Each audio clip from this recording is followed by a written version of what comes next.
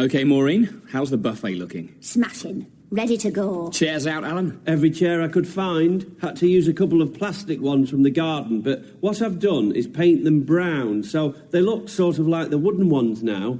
Emma, how's this plum punch coming along? Yeah, it's strong. Julian, what have you been doing? I've been trying to decide on the most appropriate footwear for today. Brogues or Oxfords. Anyone have an opinion? We're about to host the George Pudding Society's Summer Symposium, old chap. Yeah, exactly. I think there might be more pressing matters than what shoes you It should... obviously has to be the Oxfords. This is a once-in-a-lifetime opportunity to razzle-dazzle some of the finest academics in the world. Plum House by Ben Cottam and Paul McKenna. Episode 4. Peter versus Prynne.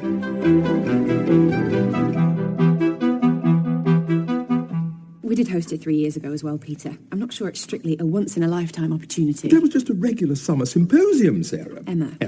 200 years ago today, George Pudding renamed Thrush Hall Plum House in honour of the fine fruit of his favourite plum tree. And of course his obsession with plums was to inspire many of his finest later poems. The Plum Collector, Plums Upon Plums, The Wind That Shakes My Plums. We still cherish them today, and there's always been a magnificent plum tree standing on that exact spot ever since. I hope I haven't been too rough with my pruning. They do say you've got to be cruel to be kind. Alan, you're a green-fingered genius. I trust you to attend to my own wood, were I lucky enough to have one. Now, do I go for a Windsor or a half Windsor knot in my tie? I'd suggest going for whichever one strangles you the most. Let's all just work together today and really try our best, because we've got all the big figures in pudding coming. And, of course, our special guest, who's giving the keynote speech actually in front of the plum tree itself. Ooh, who is it? Well, at first I thought it might be fun to have a celebrity, come to Plum House for the day and say a few words, but Lloyd Grossman was busy, and, well, Richard Madeley just wanted too much for his travel expenses. That'll be Judy in his ear, that will. Did you try Lorne Green? I don't know who that is, Peter. He was in a Western TV series called Bonanza. I used to rather enjoy it. No, I didn't try Lorne Green. Shame. I'd love to meet him. So, who have we got? Well, I thought it was best to probably go with a leading academic from the world of pudding scholarship. Let me guess. Dickon Forbes, Hugh Pebb, Timothy Fenner? No. The Young Turk, Sebastian Starr, Adam Hidalgo, Keigo Sugimura, the woman in Toronto. Where's a brooch? No, none of those. I see where this is going. It is somebody distinguished in the field. It has been said, yes. Somebody who's dedicated their entire life to pudding. Naturally. And somebody all the other academics in attendance will respect. Fine, I'll do it. No, actually, I wasn't really talking about you, Peter. I've asked one of the other leading pudding scholars, Mungo Prynne.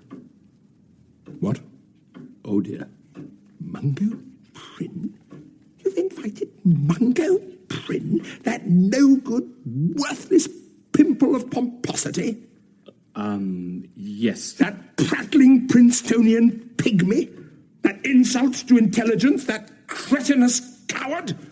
The man is a homunculus of the highest, no, the lowest order. An academic homunculus. Steady on, Peter. You'll get one of your headaches again. Mungo Prynne? Are you all mad? Well, if anyone still cares, I shall be in my bedroom pounding my pillow with punches. God, I hate that Mungo Prynne! I don't think Peter likes him very much. I haven't seen Mr. Knight that annoyed since I sat on his macaroons. What's his problem with Mungo Prynne, Julian? They used to be good friends. Did their PhDs around the same time, but in 1976, Prynne, then editor of the Marxist Pudding Quarterly, savagely reviewed Peter's first book, Milk in the Early Poems of George Pudding, under the pseudonym Penny Gumner. A nom de plume. Well, the simple anagram fooled no one, not least Peter, who never forgave Mungo, and, well, it's been downhill ever since. That'll do it. And I'm afraid their rivalry has drawn a rather long shadow over many of the great pudding events. It actually caused the cancellation of the Basel Symposium of '86, when Peter started throwing prawns at Mungo during his speech. And legally, neither of them is allowed to talk about Ottawa 92. Well, we really can't afford to let today be ruined by some childish academic spat. So it would be good if we all kept in mind the bigger picture today and remembered what's really important. So, do I go Windsor or half Windsor knot?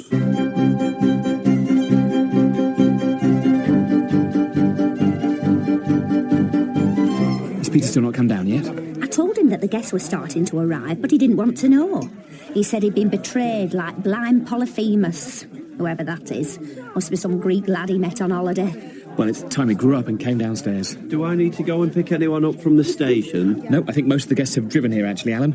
One or two of the older academics are in wheelchairs, not quite sure how they're getting here. I could just tie them to the back of the car. No, don't do that. I mean, they're getting lifts or taxis. What are these old twigs with safety pins on the back? They're everywhere. They're not old twigs. Well, they are old twigs, but they're my little commemorative plum trees. Special limited edition merchandise to mark the occasion. I'll buy one, Maureen. I could do with a safety pin as the zip on my flies is bust. Look at that. How's the buffet going down? I try to use plums in all of the different dishes, you know, to link it back to why we're all here. Oh, it sounds like a good idea, Maureen. Yeah, I haven't seen anyone eating the plum pasta bake yet. They will when they get hungry enough. Do you fancy a bit, Tom? Well, saved by the bell.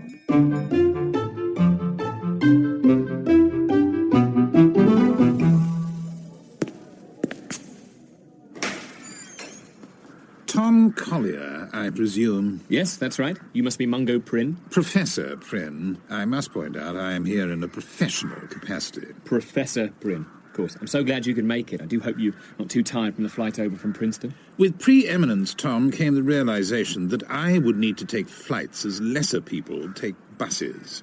I've grown quite used to it. Of course, some universities actually fly me over in their private planes.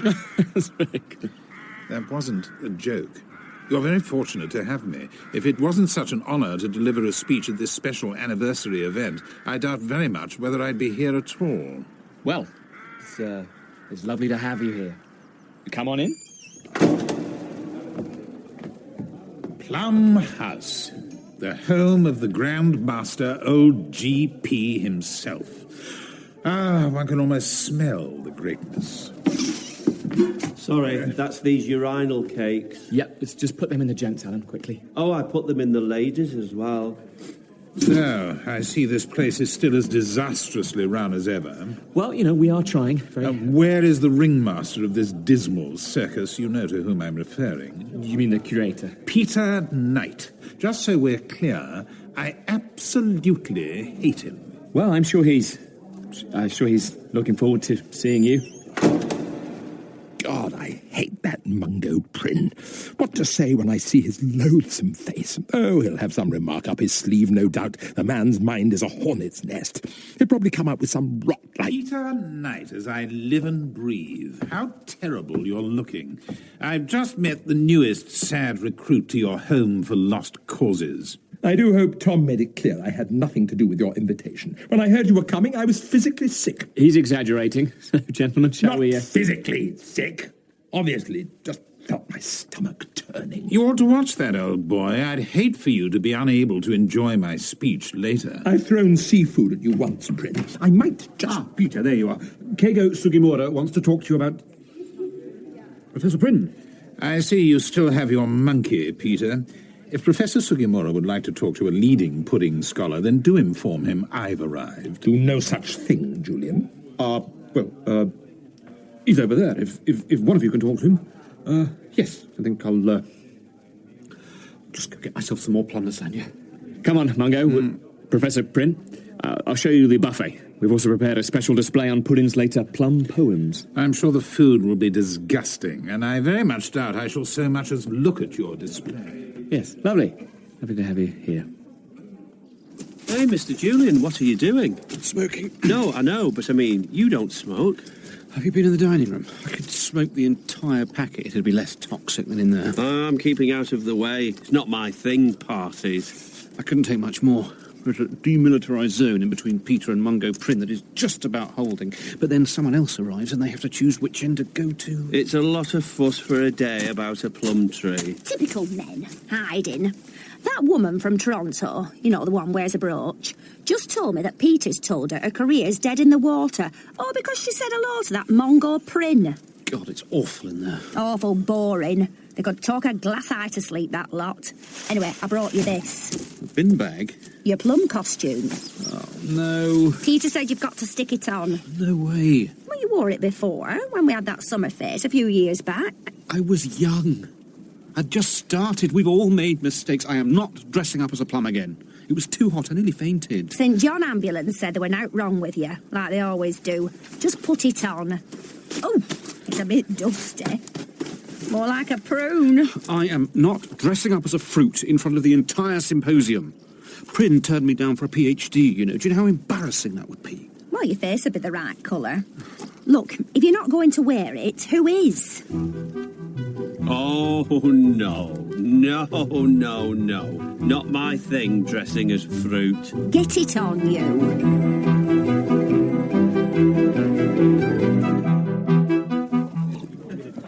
Perhaps best to go steady with that plum punch. It's the only thing keeping me going. I'll just be happy if the day doesn't descend into civil war. I'm sorry, but I am not dressing up as fruit. Okay. Yeah, I don't remember Have you asking you. been smoking, Julian? Possibly. Can I have one? Oh, no. Julian? Not Barry Bunting. This is all we need. Aye, right, well, this isn't first time, is it? How am I meant to get my sheep through there when there's cars blocking gate? Yeah, well, I'm afraid we're a bit busy, Barry. What's going on, then? Not like you to have visitors. We're having a symposium in honour of George Pudding's favourite plum tree. Is what? Yes, well, I wouldn't expect a simple farmer to understand. Hey, understand this. I have right of access to that field any time, night or day, so you can go in there right now and tell them to get their cars moved. Do you mindless locals always have to be this rude? I won't be told what to do by a man who appears to be holding his trousers up with twine. Us locals have a saying round here. If you stand out in rain, you're going to get wet. What kind of a saying's that? It's just common sense. They'd say that anywhere. Colchester, Crewe... I want it sorted. Soon. Or else. Sebastian Starr tells me you partly attribute Pudding's late burst of productivity to his increased household use of candles. Are you completely deranged? Come, Peter, you and I both know Pudding had a real purple patch towards the end, one the doctors could not sufficiently explain. But do you not think the accepted theory of the dying of the light is right? Must you be a vandal and create scandals round candles? Just how low will you go, Prynne? Come on, chaps, there's no need to have a debate now. It's an academic symposium. This is precisely what it's for. Room for a small one? Oh, hello. I don't believe we've met. Oh, hi. I'm Emma. I'm Professor Mungo Prynne. That's like one of those names that sounds made up. No. Okay. So, who fancies a game of Skittles? I've just dug this set out of an old drawer. They were the Skittles of Great Pudding himself. I haven't had them out in some time as the endless winning became something of a bore. Nobody's ever been a match for them. I think you'll find I am known as Ninepin Prynne in certain circles. They might not call you that when I pull your trousers down and spank your bare bottom. Oh, right. If that's a challenge, then I accept. Well, maybe it's best if we don't play any games. I mean, at least not in direct opposition to each other. You hear that, Knight? It sounds to me rather like your stooge is trying to protect you from an inevitable crushing defeat. My stooge need do no such thing.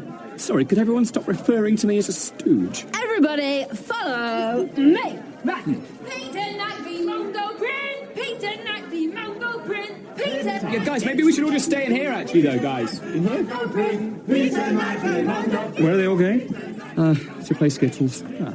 Makes sense. Anyway, there's no need to panic about Barry Bunting anymore, Tom. Old Julian's sorted it all out. Right. Yeah, who is this Barry Bunting? Nobody, just some half-wit farmer. Alan's looking for you, Julian. He says he needs to talk to you urgently, but he can't get through the door in his plum costume. Look at that. Oh, that is a dirty trick. Oh, no. That's cow muck, maybe with a little bit of sheep's muck mixed in. Perhaps 75% cow Bunting! muck. Bunting! What do you think you're doing, mate? What the devil do you think you're playing at? You stand out in the rain, you're going to get wet. You block my access, I'll block yours. Have a ton of manure free on me. You're an idiot, Bunting. Why don't you leave us all alone? All right. I'll go and get some more manure. Tatty bye for now.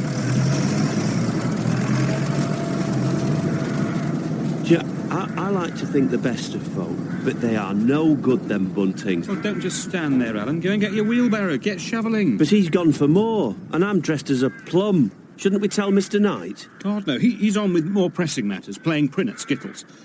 I'll just have to sort this out myself. What are you going to do? I'm going to drive round to Bunting's farm and try and calm him down. He's just dumped a ton of manure on our drive to block the cars in. Then I'm going to have to borrow your old bike. Oh, be careful, Mr. Julian. They're proper rough, them buntings. He's probably got a shotgun. Don't worry about me. I'm about to combine the cycling brilliance of Bradley Wiggins with the level-headed negotiating prowess of Terry Waite. only without getting taken hostage, obviously. Peter the White Knight scores 8! Yes! Emma's really getting into this now, isn't she? She's a bit flashy. I prefer Jim Boyne on bullseye. Although at least this crowd have warmed up. Mind you, I'm not surprised. All they've done is sup. Quiet, please. The final throw now from Mungo, the Spin King Prynne. Mungo, you need 9 for the victory. Best of luck, old chap. Why, thank you, Peter. I shan't be needing it. Yes! 9 Skittles! He's done it! The Princeton Panzer! It's a good night, Peter night. How much has she had? Some academics are on the pitch! Excuse me, woman with the brooch, don't do that.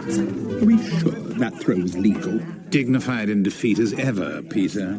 I put nothing past you, Prynne. I wouldn't be surprised if you had a crack squad of sycophants hiding behind the curtains, pulling down skittles with fishing wire. Calm down, dear. There's no use crying over spilt milk.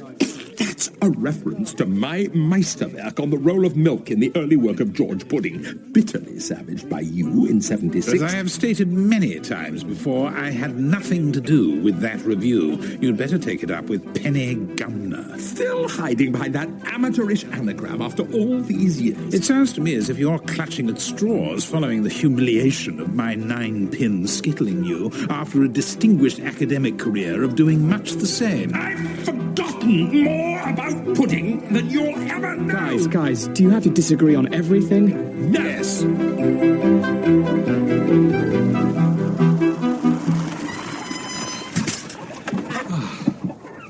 So many hills. All right, here he is on his push bike. I was just about to come and see you with another load of muck.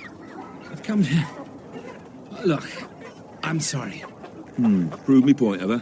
It's all been a bit of a misunderstanding, but yes, I'm sorry. We ought to have come to some sort of arrangement beforehand. You didn't know we were having a very important symposium for a plum tree, and we didn't know you wanted to trot a few sheep about. Have you any idea how hard it is to make a living from the land nowadays? Not really. I don't have time, and I'm not that interested. I urgently need to bike back and see if Peter has won a game of Skittles. All right, sounds very important, that does. Maybe old Barry Bunting should pop along and say hello to everyone. No, absolutely not. We've had enough of you and your manure for one day. We're past manure now, mate. If you're going to turn up here and insult me, I'll turn up and do the same to you. Not this again. I'm after a bit of wood for this winter.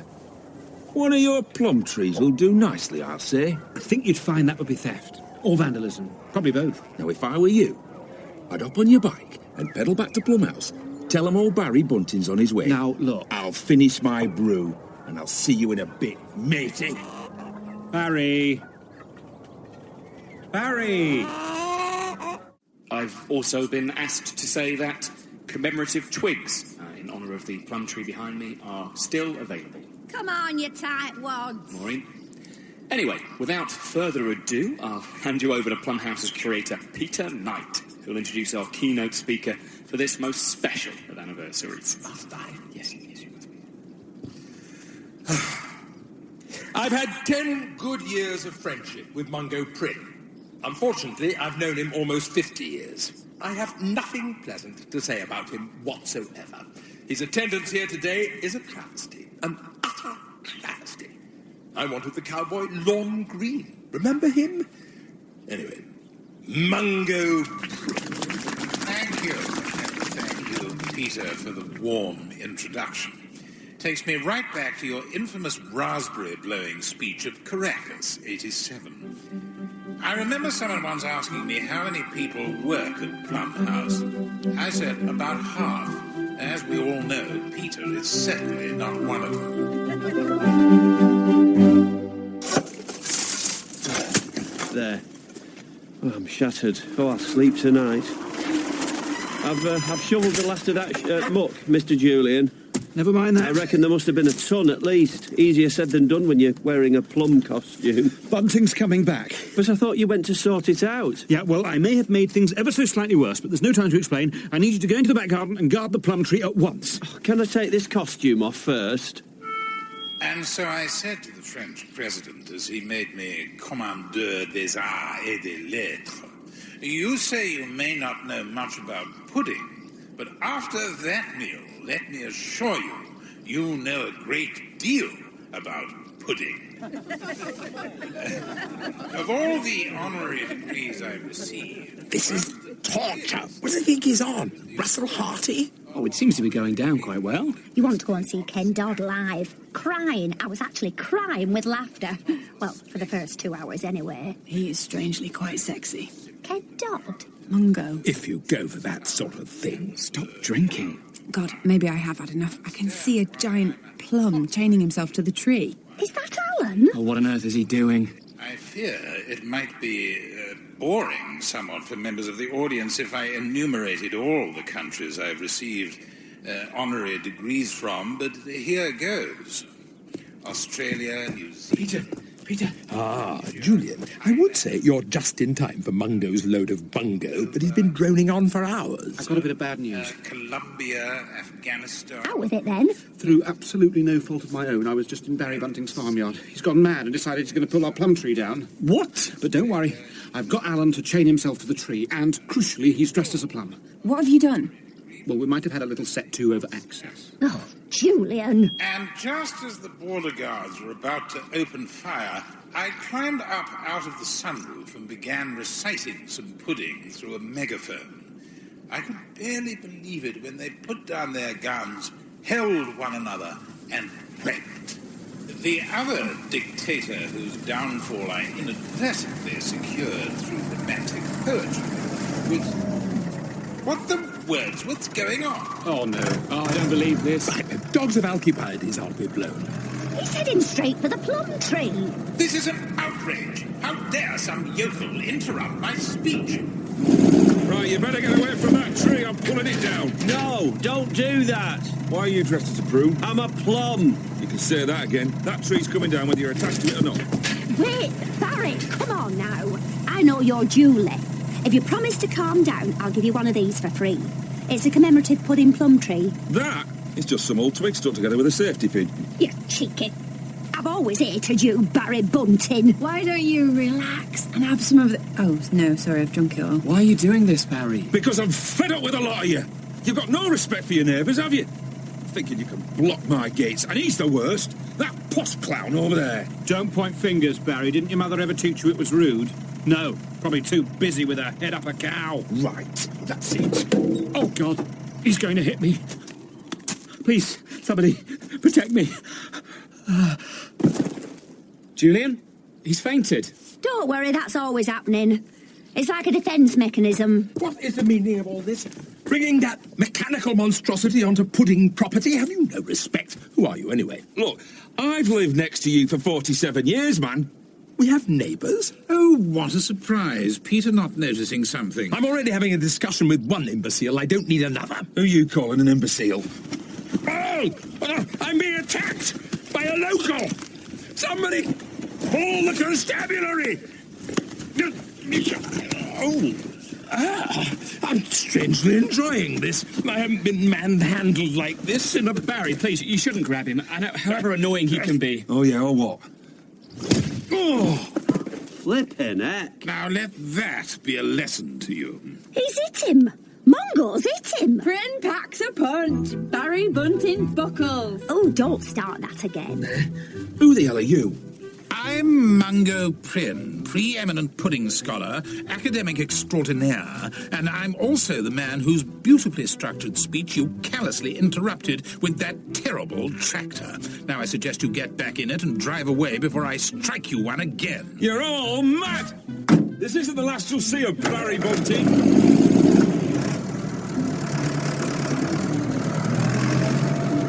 I rather feel that's the last we'll ever see of Barry Bunting. And Mungo, I must admit, I owe you a debt of gratitude. You know, I really didn't write that review of your book, Peter. There really was a Penny Gumner, PhD student at Sussex. Really?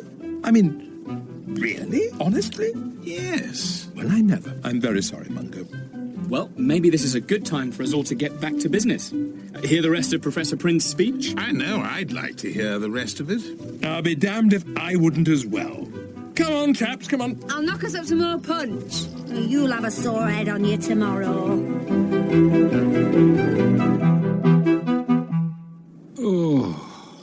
Oh, what happened? Did he hit me? You fainted, Mr. Julian. I don't suppose you know where the key is to this padlock, do you?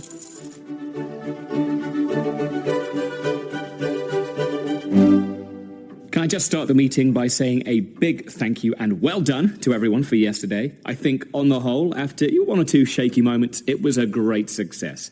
Even that little incident with Barry didn't put a dampener on the proceedings. Nothing like a little fisticuffs and roughhousing to bring a group of academics together. It's what Pudding himself would have wanted. And, Maureen, I know you didn't sell as many of your commemorative trees as you would have liked. I didn't sell any other buggers. Bunch of tight so-and-sos, these posh old brain boxers. And I'm sure they'll make wonderful kindling. And Emma, well done on the punch. Oh, please don't shout, Tom. And once again, apologies to Alan for us forgetting about him. He was chained to that tree for quite some time in the end. Yes, sorry about that. I did remember this morning, though, didn't I?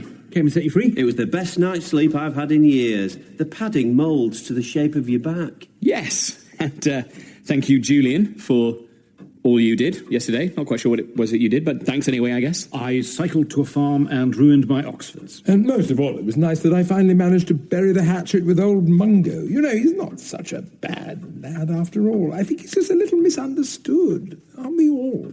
Good, Peter. Oh, I'm glad to hear that. He's even left us a message in the visitor's book. Oh, what does it say? Oh, well, had a perfectly enjoyable time at this year's symposium. Not quite the shambles I was expecting. Might have to get that review framed. And he goes on to say... oh dear. What is it?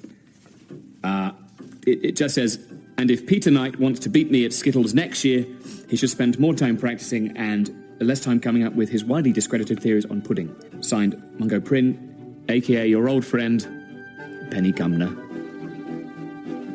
I hate that Mungo Prynne. Plum House was written by Ben Cottam and Paul McKenna. It starred Simon Callow, Jane Horrocks and Miles Jopp, with Tom Bell, Piers Quigley and Louise Ford. Mungo Prynne was played by Roger Allam and Barry Bunting by Sean Gilder. Plum House was directed by Paul Schlesinger and it was a hat-trick production for the BBC.